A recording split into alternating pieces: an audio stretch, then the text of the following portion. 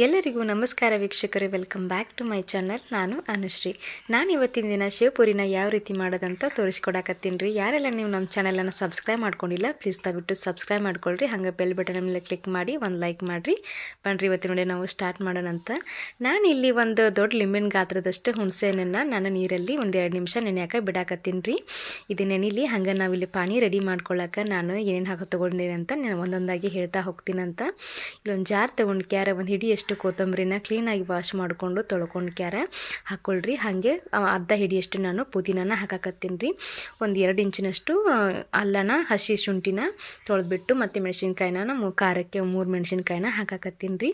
ಹಾಗೆ ಕ್ಯಾರ ಒಂದು ಸ್ಪೂನ್ನಷ್ಟು ನಾವು ಉಪ್ಪನ್ನು ಸೇರಿಸೋಣಂತ ರೀ. ಸೇರಿಸಿ ಕ್ಯಾರ ನಾವು ಮಿಕ್ಸಿಗೆ ಹಾಕೊಂಡ್ಬಿಡೋಣಂತ. ಈ ರೀತಿ ನಾವು ಸ್ವಲ್ಪ ನೀರು ಹಾಕಿ ಕ್ಯಾರ ನೀವು ನೈಸಾಗಿ ರುಬ್ಬಿಟ್ಕೊಂಡ್ಬಿಡ್ರಿ. ಇದನ್ನು ಈ ರೀತಿ ಇಟ್ಕೊಂಡು ಆದಮೇಲೆ ನಾವು ಇದನ್ನು ಒಂದು ಪಾತ್ರೆಗೆ ಹಾಕೊಳ್ಳೋಣಂತ್ರಿ. ನೋಡಕತ್ತಿರಲ್ಲ ಎಷ್ಟು ಚೆನ್ನಾಗಿ ಬಂದಿದೆ. ಕಲರ್ ಕೂಡ ಎಷ್ಟು ತುಂಬ ಚೆನ್ನಾಗಿ ಅನಿಸ್ತಾ ಇದೆ ಗ್ರೀನಾಗಿ. ಸೊ ಇವಾಗ ಏನು ಮಾಡೋಣ ಅಂತಂದರೆ ನಾವು ಇದಕ್ಕೆ 1 ಲೀಟ್ರಷ್ಟು ನಾನು ನೀರನ್ನ ಸೇರಿಸಾಕತ್ತೀನಿ ರೀ. ಈ 1 ಲೀಟ್ರಷ್ಟು ನೀರು ಸೇರಿಸಿದಾದಮೇಲೆ ಸ್ವಲ್ಪ ಕೋಲ್ಡ್ ನೀರಿದ್ದರೆ ನೀವು ಹಾಕೋಬೋದು, ತುಂಬ ಚೆನ್ನಾಗಿ ಅನಿಸುತ್ತೆ. ಸೊ ಇವಾಗ ನಾವು ಏನು ಮಾಡೋಣ ಅಂತಂದರೆ ನಾನು ಇಲ್ಲಿ ನೀರು ಸೇರಿಸಿದಾದಮೇಲೆ ಮೊದಲೇದಾಗಿ ನಾವು ಹುಣಸೆಹಣ್ಣು ಇಟ್ಟಿದ್ವಿ ನೋಡಿರಿ, ಒಂದು ಬೌಲಷ್ಟು ನಾನು ಹುಣಸೆಹಣ್ಣಿನ ರಸನ ಹಾಕಾಕತ್ತೀನಿ.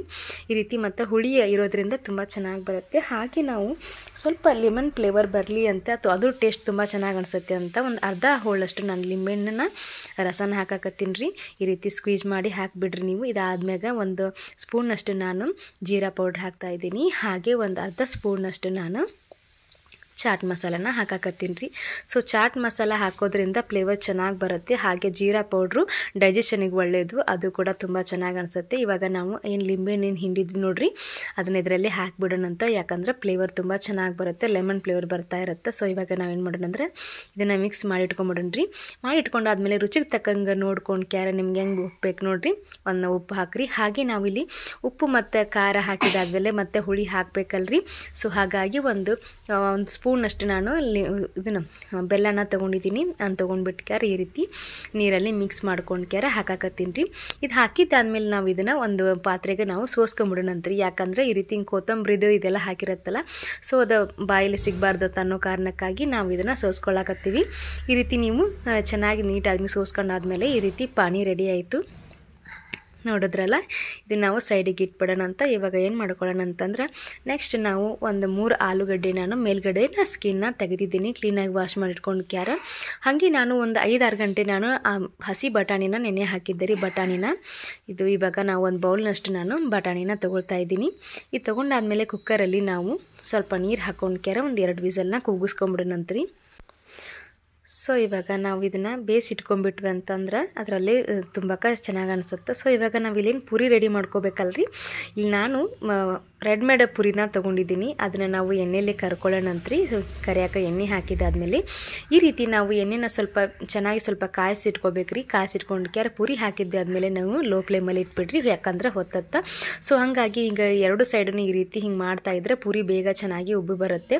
ನೋಡಿದ್ರಲ್ಲ, ಇವಾಗ ಪುರಿ ರೆಡಿ ಆಗಿದೆ. ಇವಾಗ ನಾವು ಇಲ್ಲಿ ಸ್ವಲ್ಪ ಕೊತ್ತಂಬರಿ ಮತ್ತು ಹಾಗೆ ಈರುಳ್ಳಿನ ಕಟ್ ಮಾಡಿ ಇಟ್ಕೊಂಡಿದ್ದೀನಿ. ಹಾಗೆ ಒಂದು ಬೌಲ್ನಷ್ಟು ನಾನು ಶೇವನ ಇಟ್ಕೊಂಡಿದ್ದೀನಿ ರೀ. ಇವಾಗ ನಾವು ಏನು ಸ್ಮ್ಯಾಶ್ ಮಾಡಿ ಇಟ್ಕೊಂಡಿದ್ದೀವಿ ನೋಡಿರಿ, ಈಗ ಆಲೂಗಡ್ಡೆ ಬೇಯಿಸಿಟ್ಕೊಂಡಿದ್ವಲ್ಲ, ಅದನ್ನು ನಾವು ಸ್ಮ್ಯಾಶ್ ಮಾಡೋಣ ಅಂತ್ರಿ. ಹಸಿ ಬಟಾಣಿ ಕುದಿಸಿದ ಬಟಾಣಿನ ಹಾಕಿ ಕ್ಯಾರ ಈ ರೀತಿ ಚೆನ್ನಾಗಿ ಸ್ಮ್ಯಾಶ್ ಮಾಡೋಣ ಅಂತ ಮಾಡಿ ಕ್ಯಾರ ಅದಕ್ಕೆ ಸ್ವಲ್ಪ ಕೊತ್ತಂಬರಿ ಹಾಗೆ ಸ್ವಲ್ಪ ಈರುಳ್ಳಿನ ಒಂದು ಅರ್ಧ ಹೋಳಷ್ಟು ಈರುಳ್ಳಿನ ಚಿಕ್ಕದಾಗಿ ಕಟ್ ಮಾಡಿಟ್ಕೊಂಡಿದ್ದು ಈರುಳ್ಳಿನ ಹಾಕ್ಕೊಳ್ರಿ. ತುಂಬ ಚೆನ್ನಾಗಿ ಅನಿಸುತ್ತೆ. ಈರುಳ್ಳಿ ಮತ್ತು ಬಟಾಣಿ ಬಾಯಲ್ಲಿ ಬರುತ್ತಲ್ಲ, ಸೊ ತುಂಬ ಚೆನ್ನಾಗಿ ಅನಿಸುತ್ತೆ ಫ್ಲೇವರು. ಹಾಗೆ ಇದನ್ನು ಚೆನ್ನಾಗಿ ಮಿಕ್ಸ್ ಮಾಡಿದಾದ್ಮೇಲೆ ಪಾನಿ ರೆಡಿ ಆಗಿತ್ತಲ್ಲ, ಅದಕ್ಕೊಂಚೂರು ಈರುಳ್ಳಿ ಹಾಕಿಬಿಟ್ರೆ ರೆಡಿ ಆಯ್ತು ನೋಡಿರಿ ನಮ್ಮ ಪಾನಿಪುರಿ, ಶೇವ್ಪುರಿ. ಇವಾಗ ನಾವು ಪೂರಿನ ನಿಮ್ಗೆ ಗೊತ್ತೇ ಅಲ್ಲ ಯಾವ ರೀತಿ ಮಾಡೋದಂತ. ಇದನ್ನು ಮಧ್ಯ ಹೋಲ್ ಮಾಡಿಬಿಟ್ಟು ಕ್ಯಾರ ಅದರಲ್ಲಿ ತುಂಬಿರುತ್ತ ಮಸಾಲೆ ಹಾಗೆ ಈ ಪಾನಿ ರೆಡಿಯಾಗಿದ್ದನ್ನು ಎಲ್ಲನೂ ಹಾಕಿ ಶೇವ್ ಹಾಕಿಬಿಟ್ರೆ ಅಂತಂದ್ರೆ ಶೇವ್ಪುರಿ ಮಸ್ತಂಗೆ ರೆಡಿ ಆಯಿತು.